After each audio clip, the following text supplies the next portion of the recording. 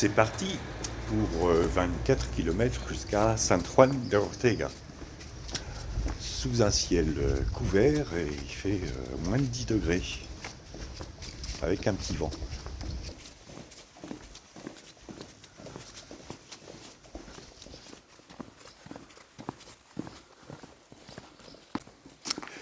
Et cette nuit, on a bien dormi.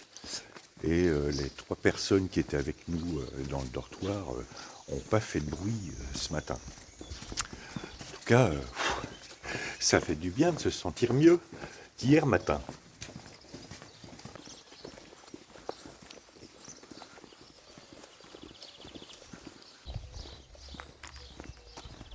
Je vais faire concurrence à Trump.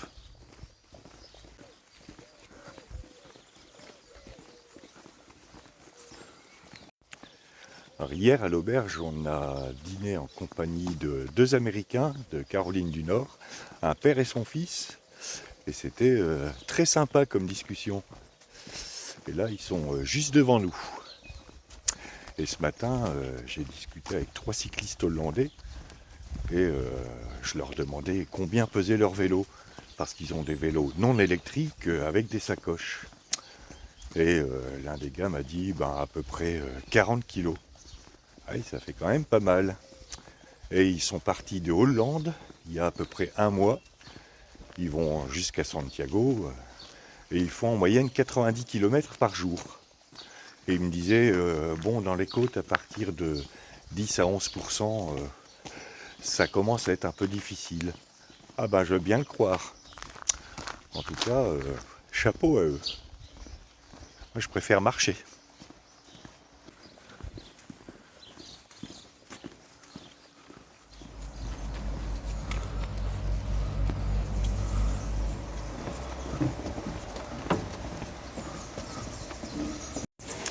Aujourd'hui, l'étape va être en 2 parties. Une première partie le long de la Nationale 120 et ensuite on va s'en éloigner pour monter dans les Monte de Oca jusqu'à une altitude d'à peu près 1150 mètres avant de redescendre tout doucement sur San Juan de Ortega.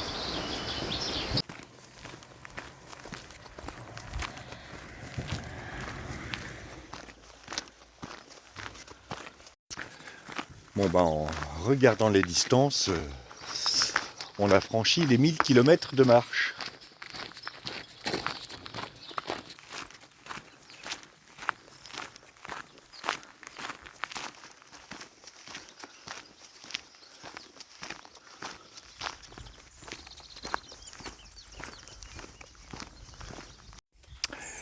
Bien, je profite de cette portion qui n'est pas encore trop pentue pour reprendre avec les Templiers. Et je commencerai avec Clément V, le pape, et la curie romaine, parce que ça a une certaine importance dans les relations avec Philippe le Bel. La curie romaine, à l'époque, est itinérante. La curie, en gros, c'est l'ensemble des organes administratifs du Saint-Siège. La curie est donc itinérante et elle n'est pas à Rome, où c'est le marasme le plus total, Rome étant en lutte à des guerres intestines et en plus en conflit avec Venise.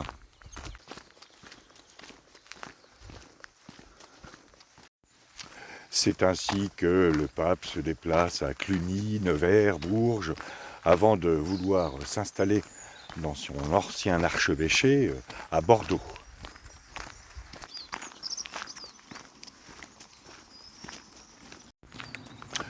Cela dit, Bordeaux, c'est dans la Guyenne anglaise, ce qui ne plaît que moyennement à Philippe le Bel. Le pape finira par quitter la Guyenne anglaise pour un terrain un peu plus neutre et finira par s'installer en 1309 dans le comtat venessin. Comtat venessin dont la capitale est Carpentras.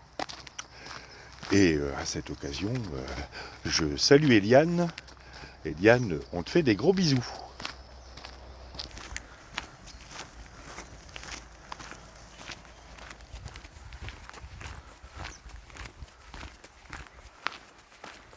Bref, durant toute cette période, Philippe le Bel et Clément V ont échangé plusieurs lettres. Clément V étant connu comme un pape influençable, c'est Philippe le Bel qui va en profiter. Au début 1306, Clément V déclare que la fameuse bulle Unam Sanctam, qui précise que le pouvoir spirituel du pape est supérieur au pouvoir temporel des rois, Clément V donc précise que cette bulle ne s'applique pas à Philippe le Bel. Un peu comme Margaret Thatcher qui voulait bien profiter de l'Union européenne, mais que les règles de l'Union ne s'appliquent pas entièrement à la Grande-Bretagne. Ou alors un peu comme un ancien ministre des Finances qui voulait lutter contre l'évasion fiscale, tout en ayant un compte en Suisse.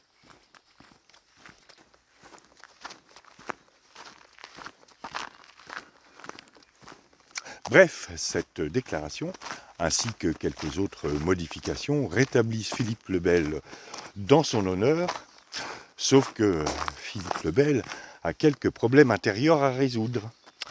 Il lorgne toujours, bien entendu, sur les richesses des Templiers, mais sa politique monétaire fait que, à la mi-1306, des émeutes éclatent. Le peuple de Paris se soulève, brûle la maison du maître des monnaies Étienne Bardette et insulte le roi lui-même. Le roi qui est obligé de se réfugier chez les Templiers. Ah ben, t'as l'air fin, Philippe. La suite, après une pause chocolat chaud pour Clémentine et café pour moi. Un petit truc à grignoter.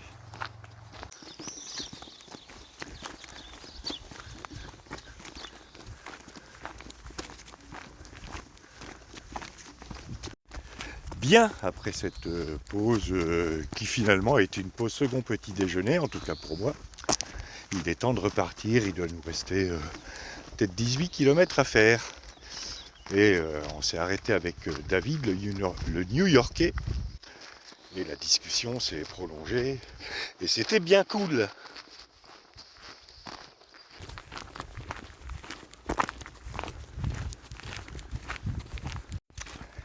Bien, reprenons avec nos Templiers.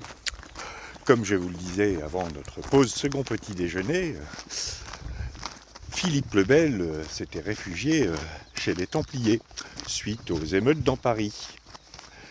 Mais il cherchait toujours à mettre la main sur leur pognon. Mais il lui manquait des preuves pour convaincre le pape d'entamer une action contre l'ordre du Temple. Cette preuve, il la trouva en la personne de Esquieu de Floirant. Tu parles d'un nom ?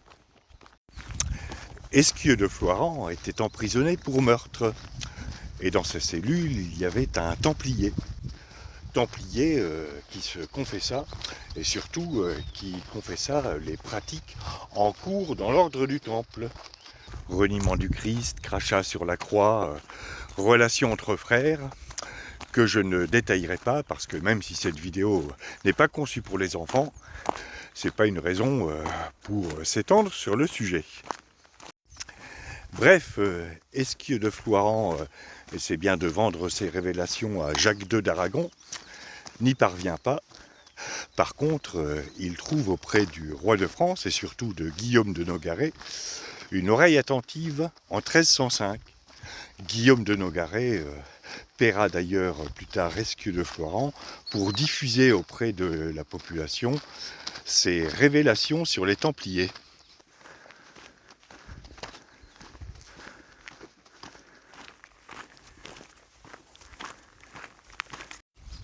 Fort de ces révélations, le roi de France fait pression auprès du pape Clément V afin que ce dernier prenne des mesures adéquates contre les Templiers.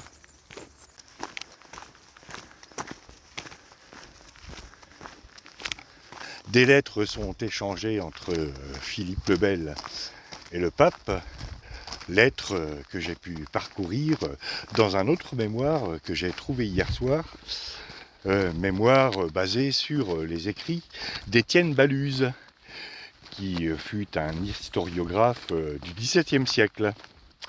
Et les textes de Baluse, vu le style empoulé qui est utilisé, c'est balèze à lire.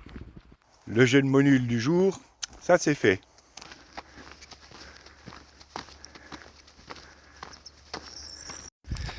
Parallèlement, dans le bureau de Jacques de Molay, le grand maître du temple de l'époque. Bonjour grand maître.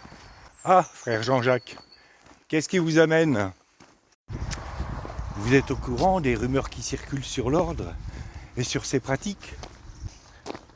Sur le fonctionnement de nos commanderies et sur le fait qu'on se comporte en petit seigneur de bas étage? Non, ça c'est de notoriété publique, comme le fait qu'on picole tellement qu'on étendrait raide mort un breton dans une taverne.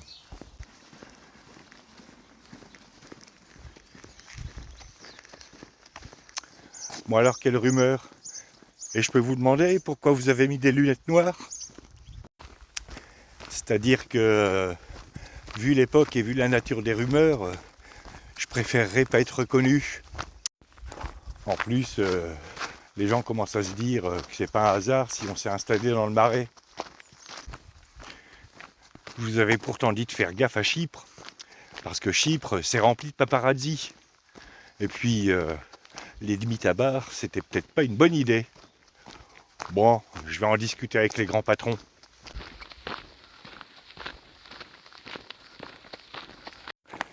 La suite, après la côte.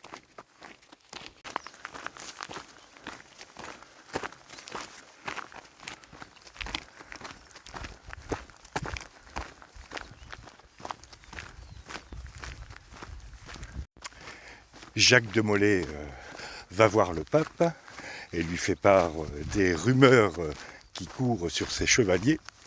Et le pape décide d'ouvrir une enquête. En temps et en heure, mon petit Jacques, parce que là, pour l'instant, Philippe le Bel est en train de m'accabler d'ambassade. Il me demande plein de dispenses pour marier des membres proches de sa famille. À se demander qui c'est le pape. C'est que c'est un teigneux, Philippe le Bel. Il y a un poil fourbe aussi. Les échanges épistolaires entre le roi et le pape se poursuivent, mais les écrits de Philippe le Bel sont très ambigus. Gracias. Suffisamment ambigus pour que le roi se prévale de l'autorisation du pape pour arrêter les Templiers, alors que le pape avait juste dit qu'il ouvrirait une enquête.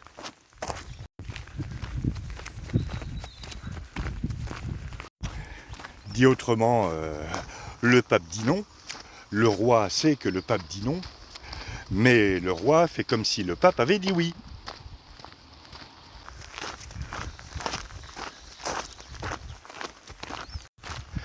Je rappelle qu'à l'époque, les Templiers sont directement sous les ordres du pape et que seul le pape peut décider de dissoudre ou d'arrêter les Templiers.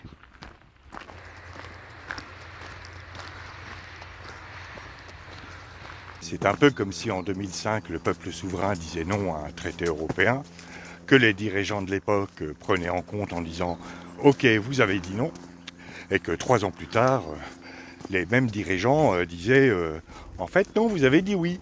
Bon, on n'appelle pas le texte de la même manière, mais c'est exactement le même texte. Dit autrement, ok, vous avez dit non, mais nous, on dit oui, donc vous avez dit oui.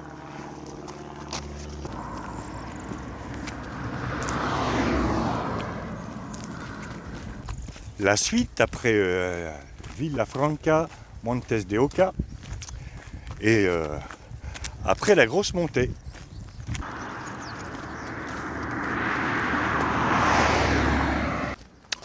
Une petite pause quand même, hein? Bon, d'accord, une petite pause. Vous voyez comme c'est simple de gouverner? Je dis oui, mon autre moi dit oui, comme ça tout le monde dit oui, et il n'y a pas de contestation. Eh ben, ça s'arrange pas.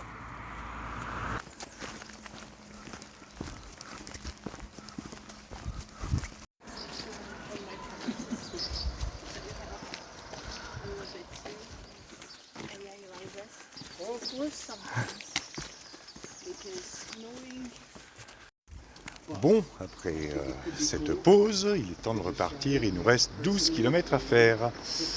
Et là, on aborde la montée en compagnie de David, le New-Yorkais.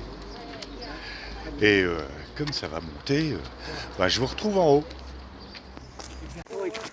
Understand your mind. It's kind of what I like. Yeah.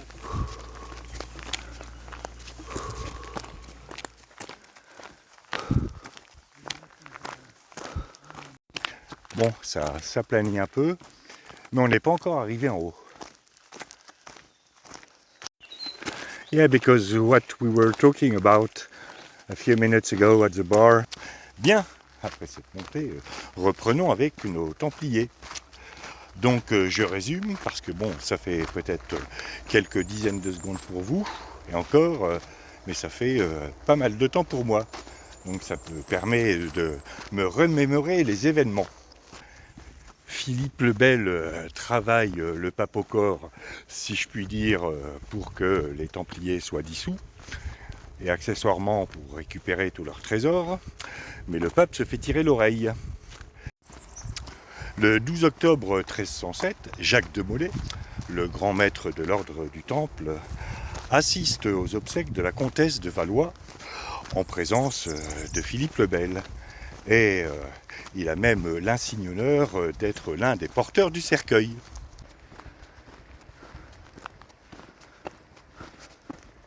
Il doit se dire, c'est bon, le roi m'a à la bonne, puisqu'il m'a autorisé à porter le cercueil de la comtesse. Que nenni! Dans une belle démonstration de fourberie, Philippe le Bel envoie Guillaume de Nogaret et ses hommes arrêter tous les Templiers le matin du 13 octobre 1307. Un peu comme quand Macron a trahi Hollande ou Sarkozy a trahi Chirac, mais avec beaucoup moins de style.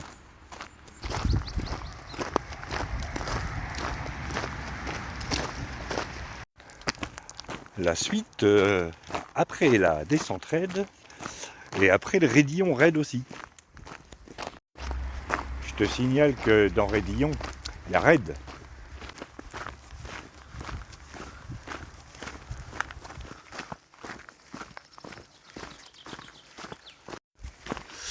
Et celle-là, elle va bien couper les jambes. Bon, ça va, elle était courte. Le 13 octobre 1307, c'est un vendredi, comme par hasard.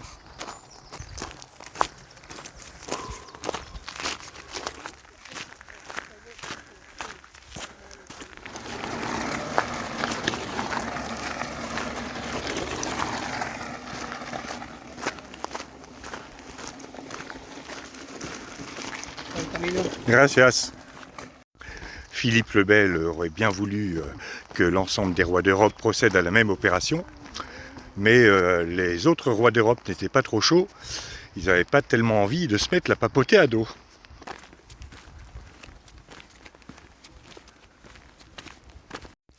Pourquoi les autres rois ne voulaient-ils pas se mettre la papauté à dos?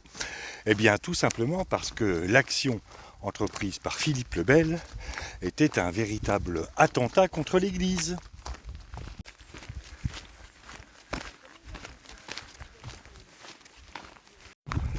Ce qu'a fait Philippe le Bel, ce n'est pas seulement arrêter des chevaliers, c'est aussi arrêter des religieux, membres d'un ordre qui est directement sous l'autorité du pape. Compte tenu de la société médiévale à l'époque de Philippe le Bel risquait un procès à titre personnel. Et pas sûr que les autres souverains d'Europe l'aient soutenu dans ce procès-là.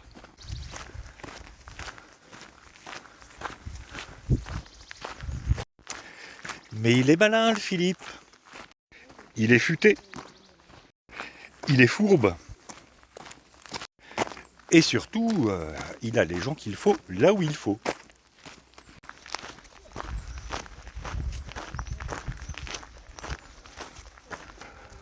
En effet, à la fin du XIIIe siècle, c'était l'ordre des Dominicains qui était presque exclusivement chargé de rechercher et de punir les hérétiques. Les évêques avaient bien entendu ce droit et même ce devoir, mais il fallait qu'ils soient stimulés par des hommes à poigne, histoire de ne pas finir en côtelettes grillées. Pour entretenir cette saine émulation, dans l'art de la torture et du barbecue, c'est le Saint-Siège lui-même qui chargea les dominicains de ce rôle de coach auprès des évêques. Et qui était donc le confesseur de Philippe le Bel? Hein? Qui était-il? Eh bien, vous le saurez après une petite pause. Non, tu vas pas leur faire ce coup-là. C'est comme mettre une pub à la télé juste avant l'instant crucial du film.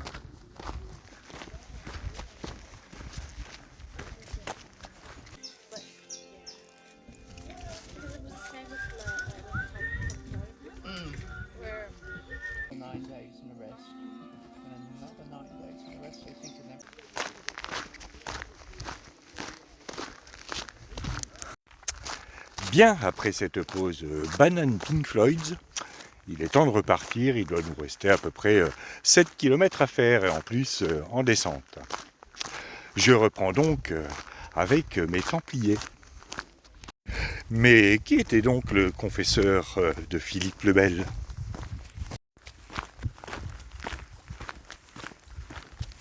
Eh bien, le confesseur de Philippe le Bel n'était autre que Guillaume de Paris. Mais qui était donc Guillaume de Paris? Ouais, ben ça va. Guillaume de Paris, c'était l'inquisiteur général du royaume de France, qui, en vertu du pouvoir apostolique, pouvait ordonner à tous les frères qui dépendaient de lui d'aller chasser de l'hérétique dans le royaume de France.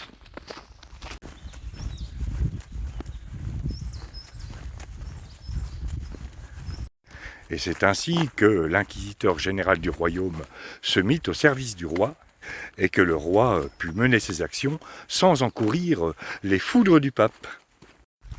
Ah mais pape, c'est pas moi, c'est votre inquisiteur. De toute façon, le jour de l'arrestation, j'avais piscine. Oui, enfin, mon petit Philippe, ce sont quand même vos hommes qui ont arrêté les Templiers. Ah mais, votre sainteté, sur réquisition de l'inquisiteur général.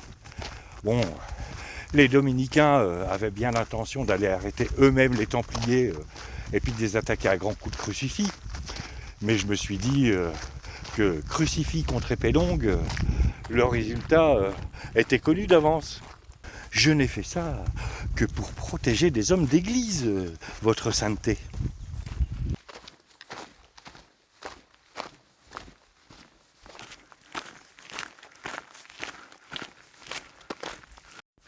Les Templiers arrêtés, il ne restait plus qu'à instruire leur procès, qu'à démanteler l'ordre et à récupérer quelques menus monnaies. Mais de tout ça, nous parlerons demain.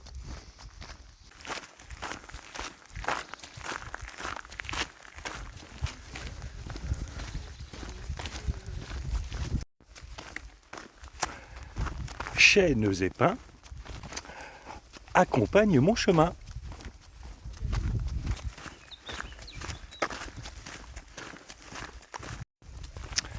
Voilà, c'était la poésie du jour.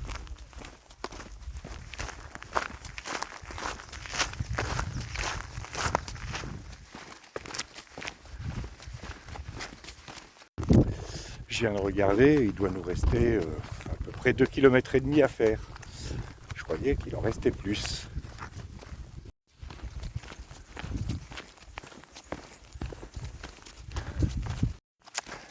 Voilà, on a entamé notre descente vers San Juan de Ortega, qui doit être grosso modo à 1 km.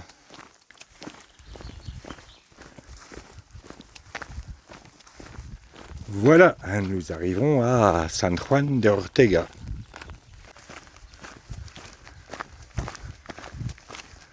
San Juan de Ortega qui se limite grosso modo à quelques maisons et un gros monastère.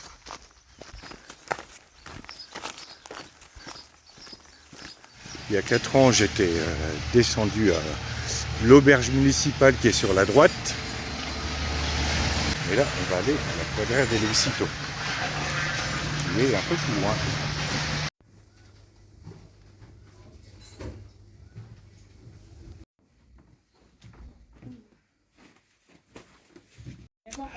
Fin de cette étape de un peu plus de 24 km, on a pris notre temps.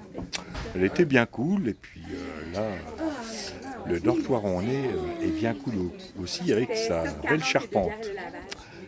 Demain, c'est Burgos, entre 26 et 27 km. Burgos, où nous prendrons une journée de repos. À demain pour de nouvelles aventures.